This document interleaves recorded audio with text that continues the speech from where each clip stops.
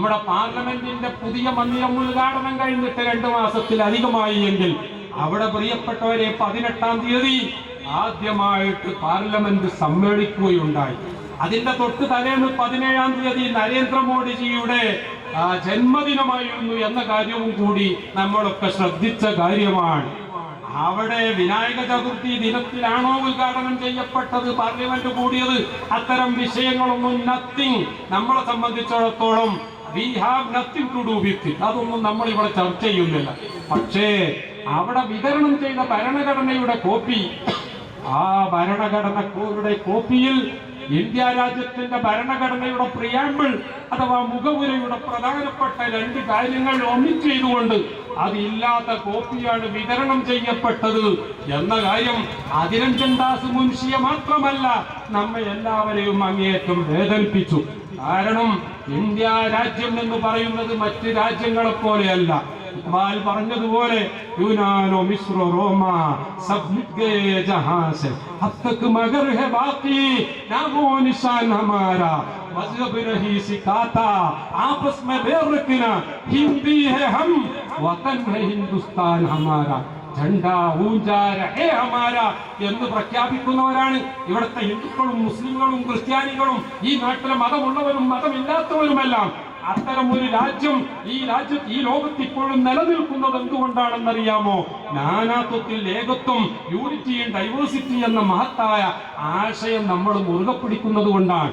ആ ആശയം നമ്മെ മുറുകെ പിടിക്കാൻ സഹായിക്കുന്നത് നമ്മുടെ കോൺസ്റ്റിറ്റ്യൂഷനാണ്, നമ്മുടെ സംവിധാനമാണ്, നമ്മുടെ ഭരണഘടനയാണ്. ആ ഭരണഘടനയുടെ ബേസിക് ഫീച്ചറുകളിൽ പെട്ടതാണ് അതിന്റെ പ്രിയാമ്പുകളിൽ പറയുന്ന 8 കാര്യങ്ങളും അതിന്റെ വളരെ പ്രധാനപ്പെട്ട കാര്യമാണ്.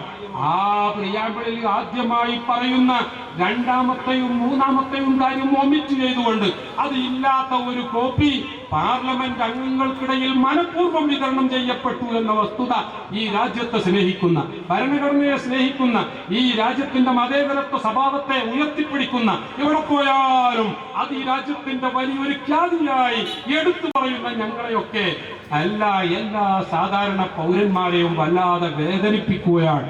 കാരണം ഈ രാജ്യത്തിന്റെ ഭരണഘടനയുടെ പ്രിയാമ്പിളിൽ പറയുന്നത് ഇപ്രകാരമാണ്: We the people of India having solemnly resolved to constitute India into a sovereign socialist secular democratic republic.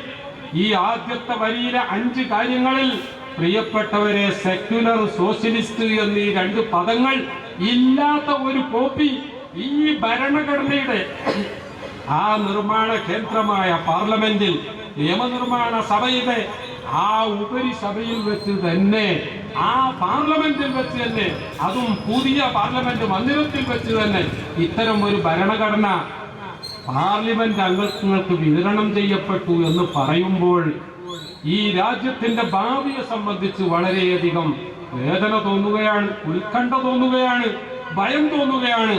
ഈ രാജ്യം ഭരണഘടന അട്ടിമറിക്കപ്പെടുന്ന ഒരവസ്ഥ ഈ രാജ്യത്ത് സംജാതമാകുമോ?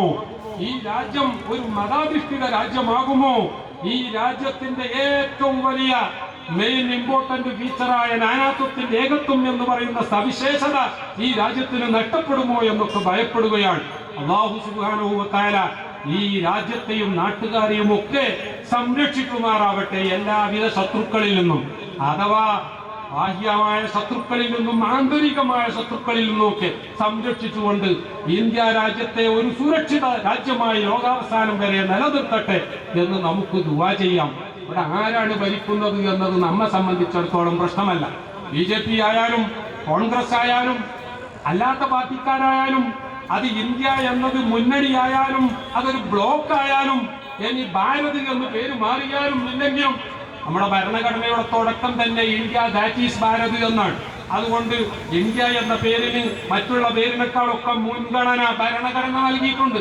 പക്ഷെ ഭരണഘടനയിലെ പ്രിയാമ്പിളിൽ തന്നെ വലിയ വ്യത്യാസം വരുത്താനുള്ള ഗൂഢനീക്കം ഇവിടെ നടക്കുന്നു എങ്കിൽ ഇന്ത്യ എന്ന പേരില്ലാഞ്ഞത് ഇന്ത്യ മുന്നണിയോ ബ്ലോക്കോ വന്നതുകൊണ്ടാണോ അല്ലേ എന്ന ചർച്ച ഒരു ഭാഗത്ത് സജീവമാകുമ്പോൾ സ്വാഭാവികമായും ഇത്തരം വിഷയങ്ങൾ പഠിക്കാൻ താല്പര്യം കാണുന്ന ഞങ്ങളെപ്പോലെയുള്ള ഭരണഘടനാ വിദ്യാർത്ഥികളെ സംബന്ധിച്ചിടത്തോളം അത് വലിയ ആശങ്ക ഉളവാക്കുന്നതാണ്. ഞാൻ പറയുന്നത് പ്രിയപ്പെട്ടവരെ, ഈ രാജ്യം എല്ലാവരും ഒരുമിച്ച് നിന്നതുകൊണ്ടാണ്. ഒരു മതത്തിന്റെ പേരിൽ മാത്രം പാകിസ്ഥാൻ വിട്ടുപോയപ്പോൾ അവരിതാ ഇന്ന് നവാസ് ഷെരീഫ് മിനിയാന്ന് ബ്രിട്ടനിൽ വെച്ചുകൊണ്ട് ഒരു പ്രസ്താവന ഇറക്കി. ജനങ്ങളുടെ മുന്നിൽ കൈ നീട്ടുന്ന ഭിക്ഷക്കാരായി പാകിസ്ഥാൻ മാറിയിരിക്കുന്നു എന്ന് പറയുമ്പോൾ നമ്മുടെ ഇന്ത്യ രാജ്യം ബ്രിട്ടനെയും കൂടി കടത്തി വെട്ടിക്കൊണ്ട് ലോകത്തെ വൻശക്തികളുടെ മുന്നിലേക്ക് വന്നുകൊണ്ട് 5ാം സ്ഥാനത്തും 4ാം സ്ഥാനത്തും ഒക്കെയായി നിലനിൽക്കുന്നു എങ്കിൽ ഇന്ത്യ രാജ്യം വലിയ പുരോഗതിയാണ് ആർജിക്കുന്നത്. ആ പുരോഗതിയൊക്കെ നമുക്ക് നേടാൻ കഴിയുന്നത് നമ്മൾ ഇതുവരെ സംരക്ഷിച്ച് കാത്തു സൂക്ഷിച്ചു പോകുന്ന മൂല്യങ്ങളാണ്. പ്രിയപ്പെട്ടവരെ, ആ മൂല്യങ്ങൾ കൈവിടാതെ സൂക്ഷിക്കാൻ പറ്റിയ നേതൃത്വമായിരിക്കണം ഏത് പാർട്ടി ഭരിക്കുന്നതാണെങ്കിലും. ഞാൻ പറഞ്ഞല്ലോ, കോൺഗ്രസ് ആയാലും BJP ആണെങ്കിലും ഇന്ത്യ മുന്നണിയാണെങ്കിലും ഇനി മറ്റൊരു മുന്നണി ഭാരത് മുന്നണി എന്ന പേരിൽ പുതുതായി നിർമ്മിക്കപ്പെടുകയാണെങ്കിലും ഇവിടെ ആര് ഭരിച്ചാലും ഇന്ത്യ രാജ്യം പ്രൊട്ടക്ട് ചെയ്യപ്പെടണം. ഈ ഭരണഘടന ഇവിടെ നിലനിൽക്കണം, ഇവിടുത്തെ മതമൈത്രി നിലനിൽക്കണം, അങ്ങനെ ഈ രാജ്യം നിലനിൽക്കണം എന്നത് മാത്രമാണ് നമ്മുടെ ഉദ്ദേശം. അതുകൊണ്ട് ഞാൻ അവസാനിപ്പിക്കുകയാണ്. നന്മയെ തിന്മ കൊണ്ട് നേരിടുക എന്ന് പറയുന്ന വലിയ ഒരു സന്ദേശം. ഒരുപാട് കാര്യങ്ങൾ ഇവിടെ പറയാനുണ്ട്, പക്ഷേ എനിക്ക് അധിക സമയമില്ലാത്തത് കൊണ്ട് ഇവിടെ മറ്റു ചില പരിപാടികൾ കൂടിയുള്ളത് കൊണ്ട് ഞാൻ അവസാനിപ്പിക്കുകയാണ്.